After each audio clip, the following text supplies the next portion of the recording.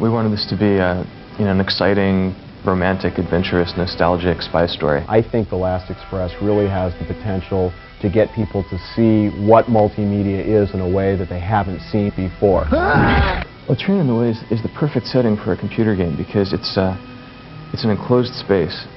It's something that you can represent the 7 cars of the train, with great detail.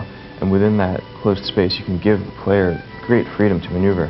If you want to see the way the Orient Express was at the height of its period, when it got its name as being the cultural icon that it is, you can look at our game and say, this is a pretty good guess.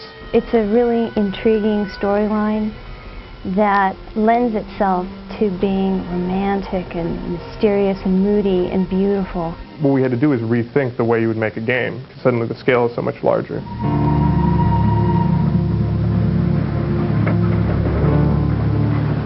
The Last Express is a mystery adventure that takes place on the Orient Express in 1914.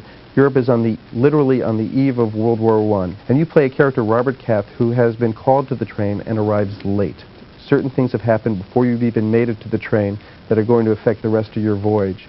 The characters on the train represent many of the forces that brought about World War I. You have a German industrialist, you have a British spy, you have a young Russian anarchist, you have the remnants of the old power of the Tsar and his young and innocent granddaughter. The story itself is the puzzle. What we wanted to do was create a seamless environment where you could move from walking around to talking to people, but in a way that there was a smooth transition from the points where you're operating to the points where you're seeing yourself in reaction shots. The world is changing and one does need to choose sides, and sometimes things change so fast that it's hard to tell one side from the other. To me, the puzzle pieces in this game are the characters. If you don't get what's going on, you lose. You come up to a character and you can click on a character, you can give the character something, and there's also a slipperiness to the characters. Sometimes you can't get to them fast enough, so you actually have to follow them through the train. You can listen to what they're doing, and then at that point you might want to interact with them.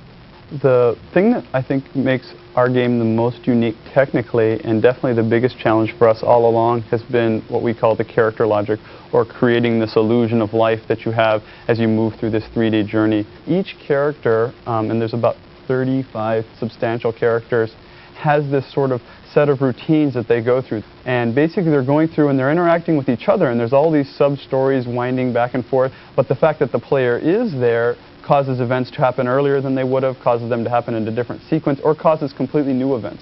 It's being scripted as the player plays it, and I think if you take the game home and play it, you're going to see things, combinations that we never saw here and never planned.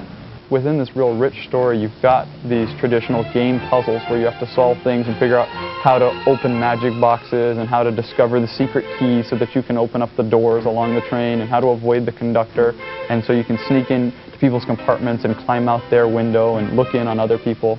The Last Express really focuses on attention to detail.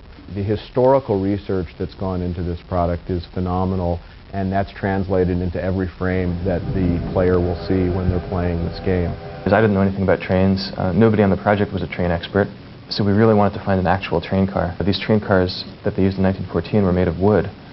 They switched to steel-bodied cars after the war, but these teak cars, the ones that hadn't been destroyed in the course of World War I, well, most of them were destroyed during World War II. But through the network of train buffs, one of these guys in France called a friend of his in Italy who he knew was nuts about the Orient Express. He called us and told us that there was a sleeping car of the type used in the Orient Express sitting in the train yard in Athens. It had been abandoned, I guess, at that point for 50 years. It was just sitting out there off the tracks, windows were broken, but there it was, the last remaining sleeping car. That was like a very important discovery for us because it gave us the ability to be accurate. To me, it's like bringing a period back to life when, all incentive were to forget about it. Based on the state-of-the-art of 3D modeling in 1993 when we started, there was no way that I could have imagined or anticipated that Donald could create a model that was so rich, so beautiful, and so detailed. For this particular model, we had thousands of angles, so basically I had to create the whole thing down to the level of detail of the screw. If we could actually recreate the environment accurately and say, look, this was the Orient Express, we'd have at least made some sort of artistic statement. Part of the inspiration was the Art Nouveau style that was in vogue in 1914. If you look at the paintings of Toulouse-Lautrec, Alphonse Mucha, and much of the poster art of the time, this was really the forerunner of the modern comic book. The Art Nouveau style lended itself really well to this game for several reasons. First of all, it's pretty much a line artwork. It's very flat. It's of the time. That's the great thing about it. I mean, this is the look of the historical period that we're shooting.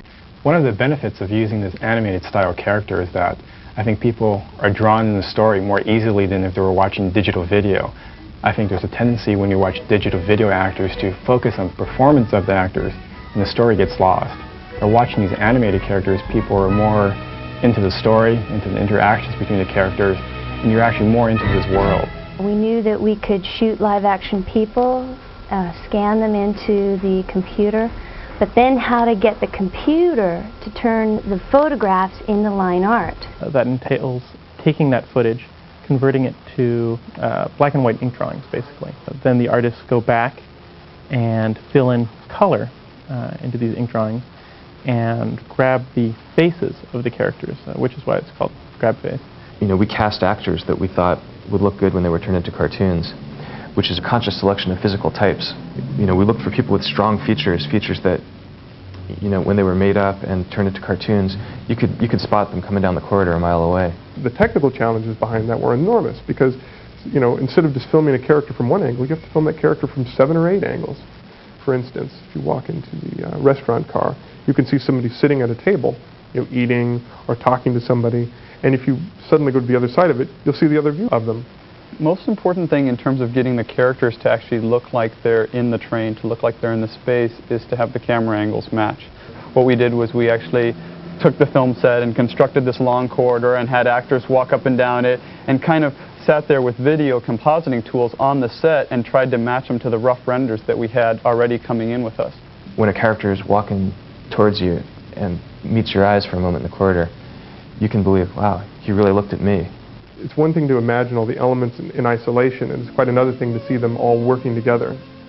And to see the timing and the editing and the dramatics and the soundtrack and the music build up, that to me is the most exciting thing.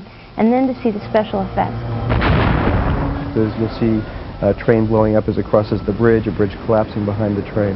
Bringing sort of Hollywood techniques into play, we were able to get an effect that I think is really great for the player. You've got crowd scenes, you've got a dog, you've got children, fights, stunts, people climbing on top of trains, people jumping off of trains. The way the characters go around and talk to each other, all this is accurate. Are you reading about Madame Caillot? I don't believe we've been introduced. The environment is very seamless and integrated, but it's all done within the context of the game and within the story, so you really believe you are there. And history is a true drama in which we're living. To the extent that you can recreate a world and bring people into it, you bring history alive in a really stunning, vivid, intense way. People play it as a game, but they also learn at the same time about a world that's vanished now and that we should remember. What you're seeing on the screen is something that's alive inside the computer. Hopefully as the player gets deeper into the story and learns, you know, what's going on and what all these characters are about, I hope that you'll develop an emotional response that's a little deeper and more complex than a simple question of good guys and bad guys. We tried to be very true to the spirit, not only of the train, but of the period and of things that were happening in Europe in different spheres at the time. As much as we could find out, this is what the last journey of the Orient Express in July 1914 was like.